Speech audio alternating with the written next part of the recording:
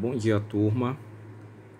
Dando início novamente ao nosso segundo semestre, eu quero desejar um bom dia a todos, que todos sejam bem-vindos aí e que nós tenhamos um semestre abençoado também. E que Deus possa abençoar todos vocês, né, as suas famílias. Nós estamos vivendo em um momento um pouquinho complicado, mas Deus é sabedor de todas as coisas, né? Então, dando continuidade ao nosso conteúdo de física, nós vamos trabalhar agora, nesse momento, com a dilatação térmica, também chamada de dilatação dos sólidos. Nós sabemos que todo corpo ele vai estar sujeito à ação da temperatura e à ação da pressão também, tá? Então, todo corpo, quando ele é aquecido, ele vai apresentar o que é chamado de dilatação térmica, tá? Todo o corpo ele é formado por moléculas. E essas moléculas, a partir do momento em que elas são aquecidas, elas começam a vibrar. A partir do momento que elas vibram, tá? Elas vão passando essa temperatura, esse aquecimento das moléculas, de molécula a molécula. Por exemplo, quando nós colocamos uma colher dentro de uma panela, uma colher que não tem proteção, né, que não tem um cabo com a proteção plástica ou a proteção de madeira, uma colher que seja totalmente de metal, quando nós colocamos ela dentro de uma panela e deixamos ela por alguns minutos, quando nós formos pegar esta colher, nós iremos perceber que ela se aqueceu.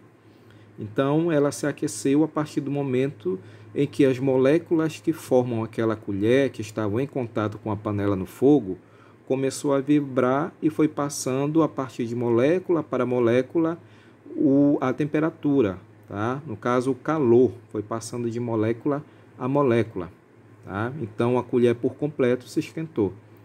Então, qualquer sólido, né, ele apresenta o que é chamado de dilatação térmica, tá? Essa dilatação térmica nada mais é do que o aumento dessa estrutura. Por exemplo, nessa figura aqui dos trilhos de um trem, nós podemos ver que ele sofreu uma dilatação, tá? Então, como não havia o que é chamado de junta de dilatação, uma junta de dilatação nada mais é do que uma separação entre uma viga e uma outra. Quer dizer que vai haver um espaçamento entre essas barras de ferro aqui que formam o trilho do trem. Era isso que deveria ter, tá? Deveria ter um espaçamento para que quando esse trilho do trem ele começasse a aumentar de tamanho, né, aquele espaçamento que haveria ali, ele não permitiria que houvesse esse tipo de situação como está ocorrendo aqui. Olha, ele todo torto, o trilho do trem. Então, devido ao aumento da temperatura, como isso aqui é um sólido e esse sólido é um metal, com o aumento da temperatura ele vai tender a aumentar de tamanho. Então, se não houver uma junta de separação aqui, o que é chamado de junta de dilatação, ele vai aumentar, né, e ele vai começar a entortar.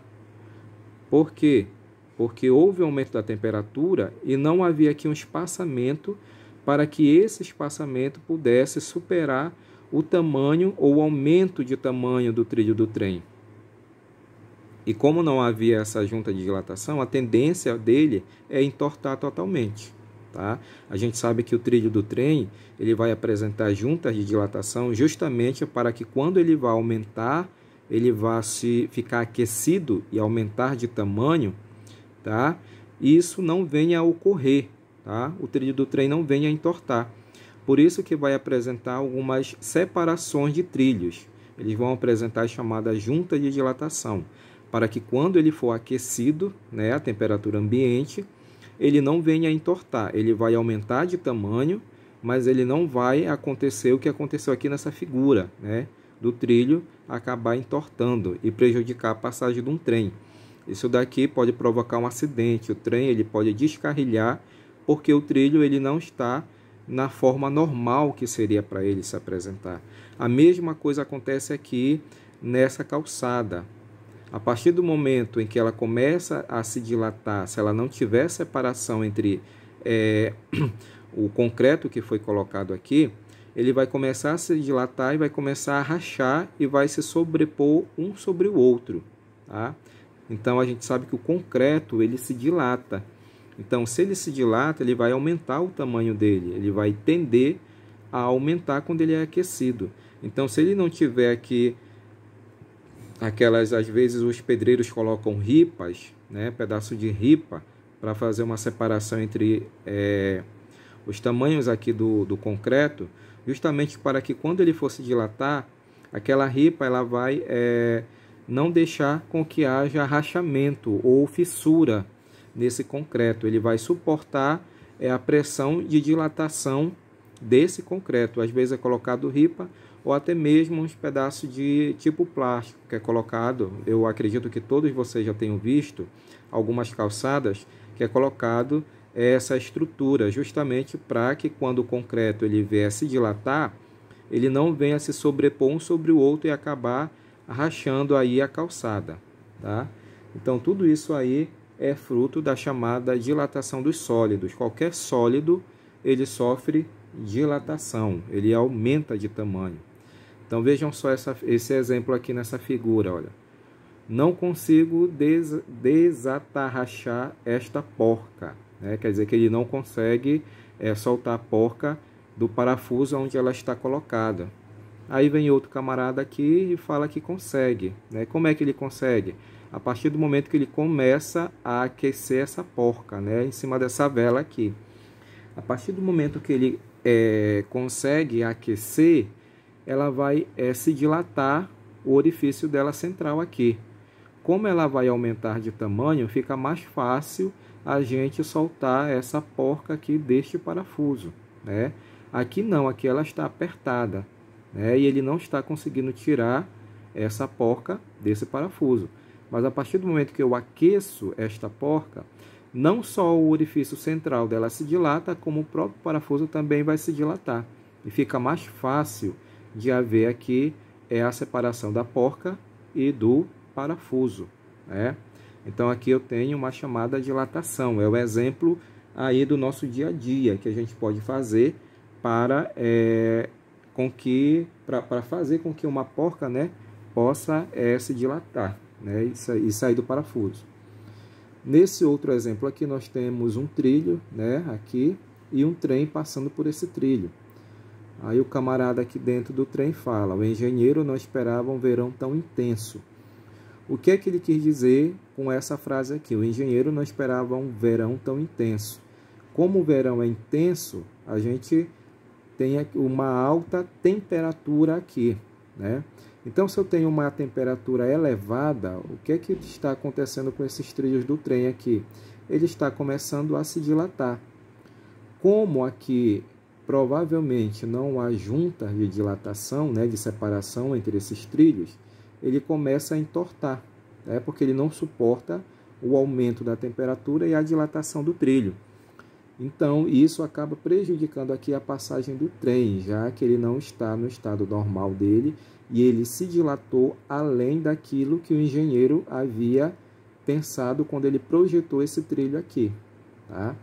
Então, todo trilho de trem ele tem que apresentar juntas de separação entre esses ferros aqui, justamente para que quando o calor, né, a temperatura aqui seja alta, ela não afete aqui o trilho do trem e faça com que ele entorte, tá? Então, todo trilho ele tem que apresentar juntas de dilatação, justamente para que quando esse trilho ele venha a se dilatar, ele não venha a entortar, mas ele venha a suportar esse aumento da temperatura e essa dilatação que o ferro vai sofrer.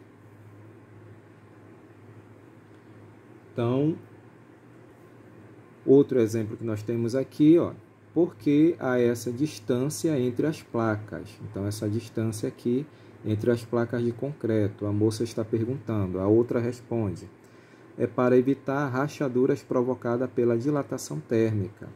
Então, como eu já falei para vocês, toda calçada ela tem que apresentar essa separação das placas aqui, que justamente é feito ou às vezes por ripa, né, ou às vezes por uma estrutura de plástico que é colocada aqui, tá?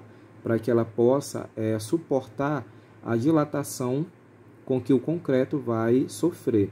Ou até mesmo a lajota das nossas casas, né? A gente sabe que há uma separação entre elas, e essa separação é provocada pela argamassa que é colocado entre as lajotas, né? Então essa argamassa ela serve nada mais do que para suportar a dilatação da própria lajota, porque a lajota de nossas casas também elas sofrem dilatação com aumento de temperatura, tá? Então vejam só, dentro da dilatação dos sólidos a gente tem a dilatação linear, tá? A palavra linear significa uma dimensão.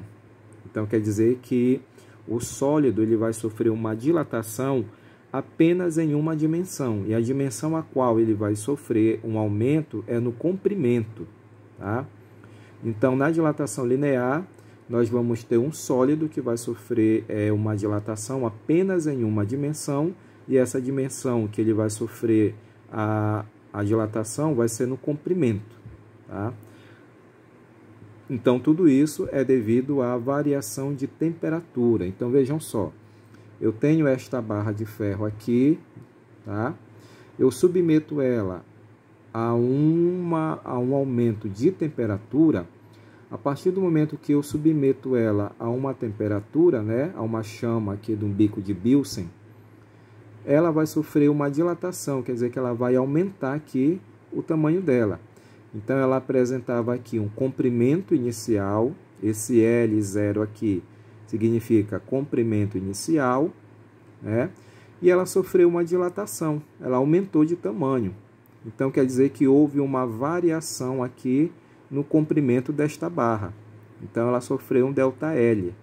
Eu já falei para vocês que tudo que tem delta significa que vai estar variando. Como aqui é o comprimento, então vai haver uma variação do meu comprimento. Então, o meu ΔL nada mais é do que o comprimento final menos o comprimento inicial. No caso, o comprimento inicial é esse pedaço bem aqui que sofreu a dilatação.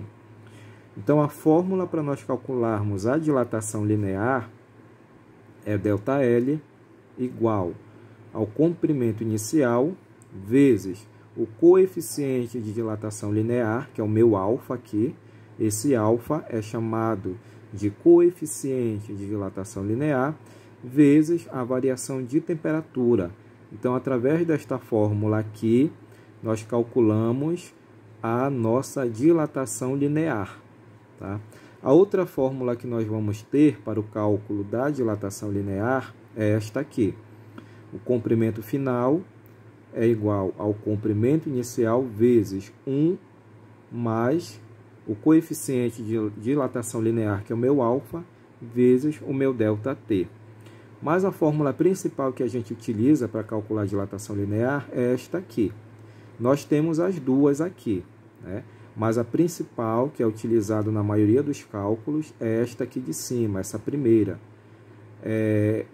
Variação de comprimento é igual comprimento inicial vezes o meu alfa, que é o coeficiente de dilatação linear, vezes o meu ΔT, que é a minha variação de temperatura.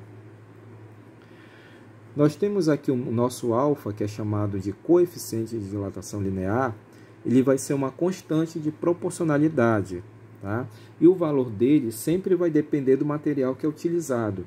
Então, qualquer material que é utilizado na natureza, ele vai apresentar um coeficiente de dilatação linear próprio, tá? Então, vejam só. Para eu calcular esse coeficiente de dilatação linear, ele vai ser igual ao meu comprimento inicial vezes a minha variação de temperatura dividido pela variação de comprimento. Então, através desta fórmula aqui, eu vou calcular o meu coeficiente de dilatação linear, que é o meu alfa. Então, olha só, qual é a unidade que a gente vai ter para o nosso coeficiente de dilatação linear? A unidade que nós temos para o coeficiente de dilatação linear é esse grau Celsius elevado a menos 1. Então, ele fala aqui, olha, anotamos que a unidade do coeficiente de dilatação linear é o inverso da unidade de variação de temperatura, que é 1 sobre grau Celsius, né? Então, a unidade para coeficiente de dilatação linear é chamado de grau Celsius recíproco, ou seja, o grau Celsius elevado a menos 1. Então, para todo coeficiente de dilatação linear, a unidade que nós vamos utilizar é o grau Celsius elevado a menos 1, que é chamado de grau Celsius recíproco.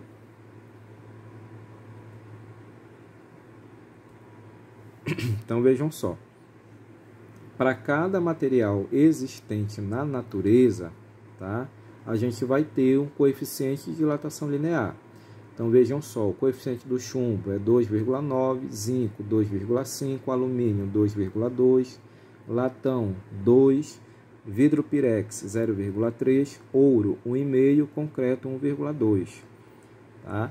Todos esses coeficientes, quando a gente tem ele no problema, sempre ele é dado. Tá? O coeficiente de dilatação linear em qualquer problema, sempre ele é dado. Vocês não são obrigados a saber esse valor aqui de coeficiente de dilatação linear de qualquer material. Nem eu, que sou professor, eu sou obrigado a saber isso aqui, tá? Qualquer problema sempre vai ser dado esse valor de coeficiente de dilatação linear. Qualquer problema, então não se preocupem. Sempre esse valor de coeficiente de dilatação linear, ele é dado na questão para vocês. Não se preocupem com isso, porque este valor ele é dado na questão. A outra dilatação que nós temos aqui é chamada de dilatação superficial, tá? É a dilatação da superfície. Quer dizer que a superfície ela vai se dilatar em duas dimensões, tá? E essas dimensões aí que nós vamos ter é o comprimento e a largura. Então, quer dizer que o objeto aí vai ter um aumento no comprimento dele e na largura, tá? Então, nesse caso aqui, se a temperatura do sólido ele vai variar, consequentemente a área da superfície também vai variar. Ou seja, essa superfície que está em azul aqui, ela tinha uma área inicial, ela sofreu um aquecimento, então ela teve um aumento aqui na superfície dela que está em vermelho. Inicialmente ela estava neste tamanho aqui, que está em azul, então ela tem uma área inicial em azul, ela sofreu um aumento na temperatura, então ela teve um aumento na superfície que está aqui em vermelho, que é a área final. Então nós vamos ter a nossa variação de área, que vai ser o ΔA, que é igual à área final menos a área inicial, tá? É o que está acontecendo aqui, uma variação de área. Qual é a fórmula que nós vamos ter para calcular a variação, a dilatação superficial? ΔA é igual à variação, a área inicial, vezes o meu beta, que é o coeficiente de dilatação superficial, vezes a minha variação de temperatura. Tá? Então, para calcular a dilatação superficial, é ΔA, né, que é a variação de área, igual a área inicial, vezes o meu beta, que é o coeficiente de dilatação superficial, vezes o meu ΔT, que é a minha temperatura. A outra fórmula também que nós vamos ter para calcular a dilatação superficial é a área final igual à área inicial, vezes 1 mais beta vezes ΔT. Mas, novamente, a fórmula principal para calcular dilatação superficial é esta primeira aqui. É a que nós vamos utilizar com maior frequência para calcular a dilatação superficial. Algumas vezes nós vamos utilizar essa segunda aqui, mas na maioria das vezes é esta primeira aqui para calcular dilatação superficial. O coeficiente de dilatação superficial ele vai ser uma constante também de proporcionalidade e também vai depender do material que vai ser utilizado. Então, o valor do beta sempre vai ser igual a 2 vezes o alfa. Tá? Então, o coeficiente de dilatação superficial aqui, ele vai ser sempre o beta, que vai ser igual a 2 vezes o valor do alfa. Tá? Então, esse daí é o nosso coeficiente de dilatação superficial. E nós temos a dilatação volumétrica ou cúbica. Na dilatação volumétrica ou cúbica, o sólido ele vai aumentar em 3 dimensões, tá? Então vai ser o aumento do comprimento, o aumento da largura e o aumento da altura, né? Então eu tenho esse cubo aqui que vai apresentar um volume inicial, eu submeto ele a um aumento de temperatura e aqui em vermelho ele vai aumentar em 3 dimensões aqui o seu volume final, tá? Então eu vou ter uma variação de volume, que é o ΔV, que vai ser igual ao volume final menos o meu volume inicial. Então quer dizer que esse cubo aqui ele aumentou em 3 dimensões, que foi o comprimento, a largura e a altura desse sólido aqui. Então a fórmula para a gente calcular a dilatação volumétrica ou cúbica aqui vai ser o meu ΔV igual o meu volume inicial vezes o meu gama vezes o meu ΔT. Ou também nós podemos calcular por esta outra fórmula aqui. Volume final é igual a volume inicial vezes 1 mais o gama vezes o ΔT. Mas, como eu já falei, de via de regra geral, nós vamos utilizar mais esta primeira fórmula aqui para calcular a nossa dilatação volumétrica ou cúbica, tá? Então, o meu ΔV, que é a variação de volume, vai ser igual ao meu volume inicial vezes o meu coeficiente de dilatação volumétrica, que é o gama, vezes o meu ΔT, que é a variação de temperatura. Então, o meu coeficiente de dilatação volumétrica ou cúbica também é uma constante de proporcionalidade que também vai depender do material que vai ser usado aí, tá? Então, o gama ele vai valer 3 vezes o alfa, o valor do gama. Então, sempre o gama vale 3 vezes o meu alfa. O meu beta vale 2 vezes o alfa. E o gama vai valer 3 vezes o alfa, tá? Então, esse daí é o coeficiente de dilatação volumétrica, né? Então, a gente pode aí colocar uma proporcionalidade entre os três, né? Eu posso dizer que o meu alfa sobre 1 é igual ao meu beta sobre 2 e o meu beta é igual ao meu gama sobre 3, né? Eu posso colocar os 3 valores aqui desses coeficientes de dilatação como sendo uma proporcionalidade entre eles, tá? O beta é 2 vezes o gama, né? Quer dizer que o beta apresenta o dobro do gama, do alfa, desculpa, e o gama apresenta o triplo do alfa, tá? Então nós temos aí essa constância aí que os três vão apresentar.